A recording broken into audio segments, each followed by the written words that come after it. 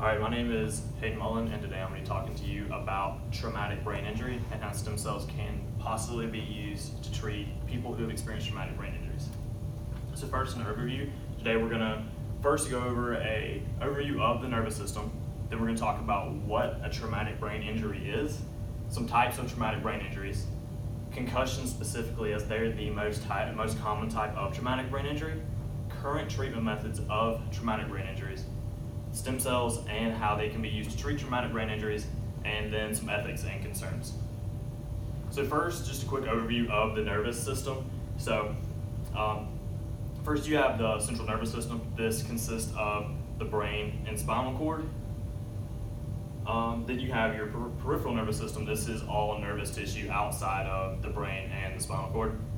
Then neurons. Neurons are the basic fundamental units of the brain, and they're used to transmit information to other parts of the body, specifically nerves, muscles, glands. And then neuronal regeneration.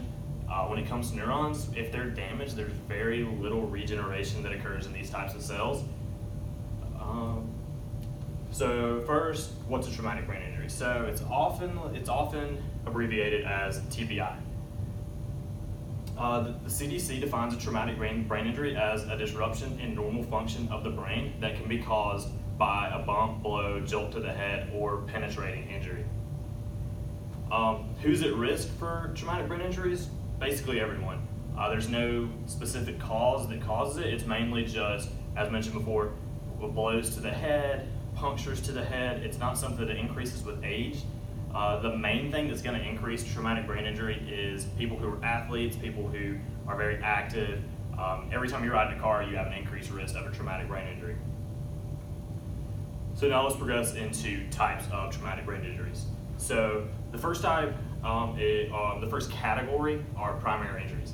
These are injuries that are sustained at the time of the traumatic event. The first grouping under that is intracranial hematomas. So a hematoma is a rupture of a blood vessel leading to a collection of blood in brain tissues or empty spaces. So this could be either a bleed on the brain, or which is considered like a hemorrhage, or a hematoma, which is a blood clot in your brain. So you have some even more specific ones, something like an epidural hematoma, which is going to be a blood clot that is outside of the brain and the dura, but it's underneath the skull. Then you have a subdural hematoma, which is a blood clot in between or between the brain and the dura mater. Then you have a type of hemorrhage, which would be a subarachnoid hemorrhage, which is a bleeding between the layers of the dura, specifically around the arachnoid layer. An intercerebral hematoma, which is bleeding within the brain that is caused by a blood vessel bursting. And then lastly, an intraventricular hemorrhage, which is a bleeding into the ventricles of the brain.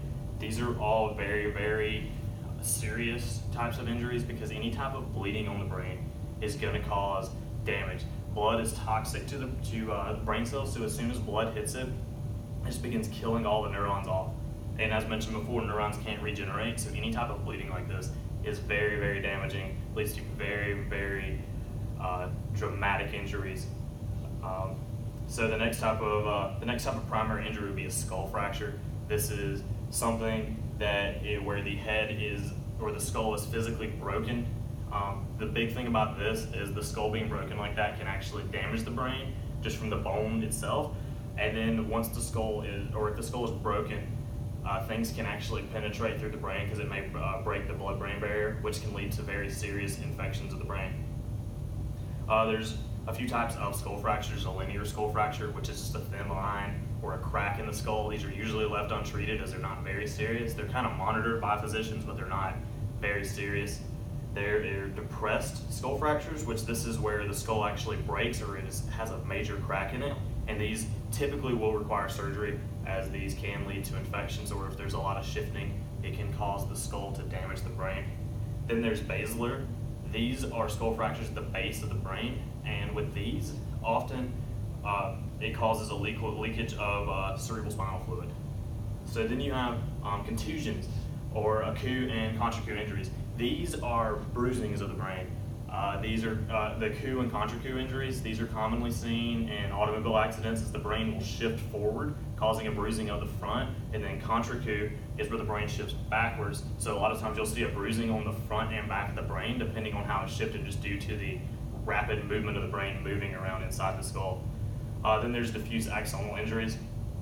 These injuries, these are pretty uncommon, but these are very, very strong rotational force or a violent stop can cause the axons in the brain to actually twist and break, and that's where you get these types of injuries.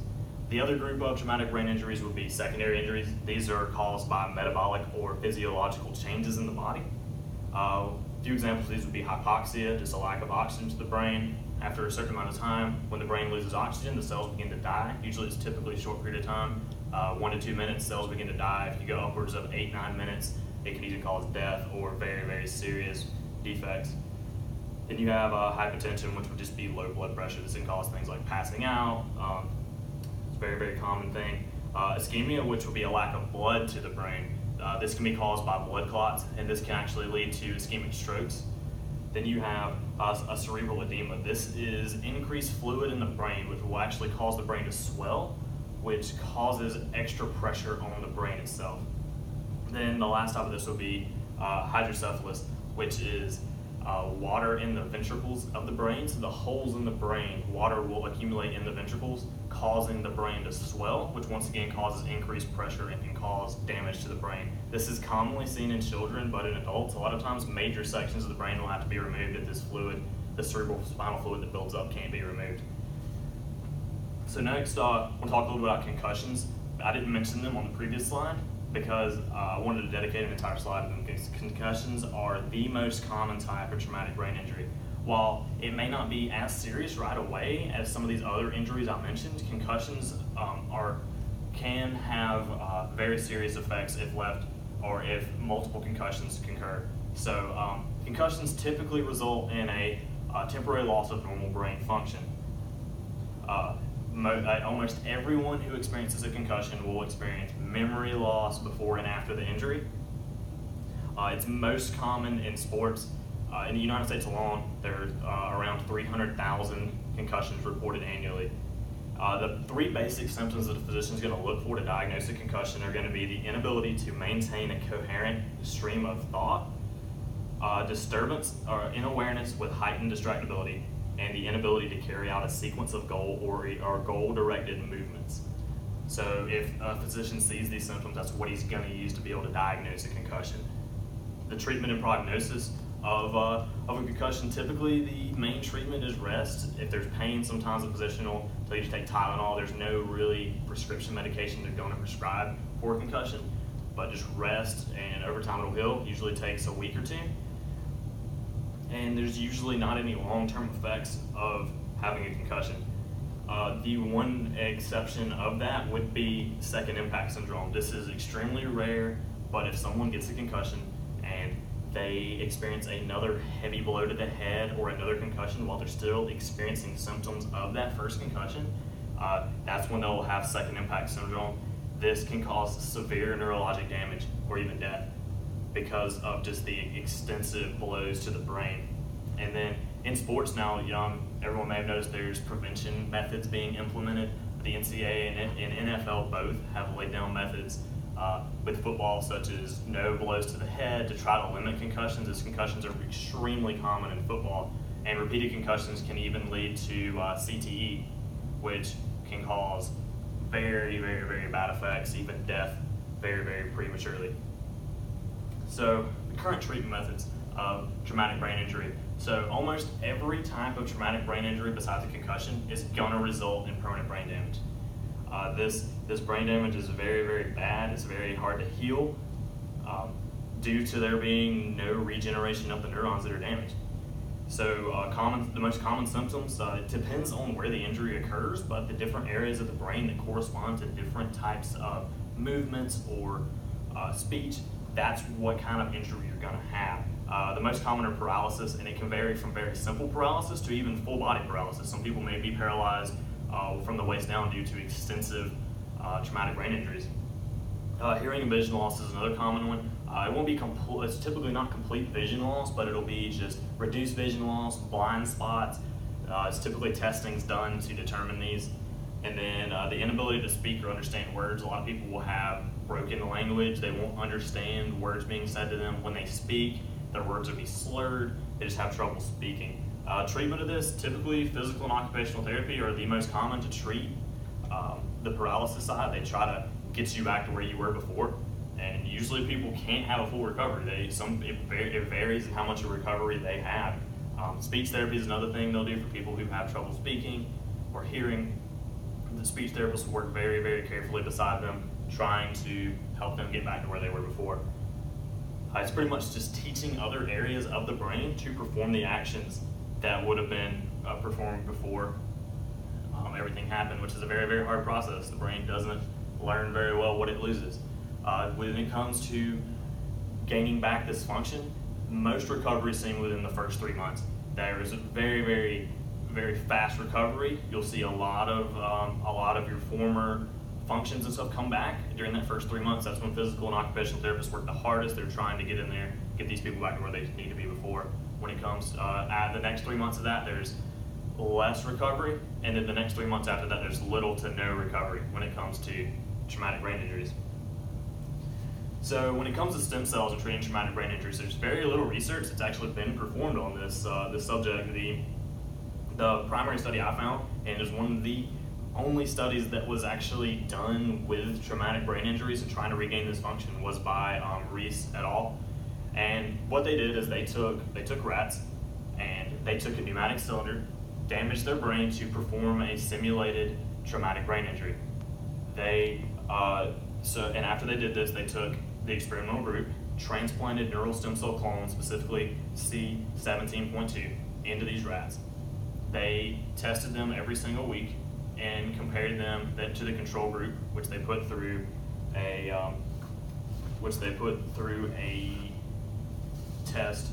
It was called the rotating pole test. It's a test commonly used with rats to test different functions. The rats that had the transplanted stem cells, they showed a significant improvement when it came to motor function, and it continued. The most function was seen from week 5 on, and it continued as time passed. It just continued to improve and improve and improve. When compared to the regular rats that had never been through this group, they showed less function, but they had a very, very significant improvement when compared to the rats without the traumatic brain injury.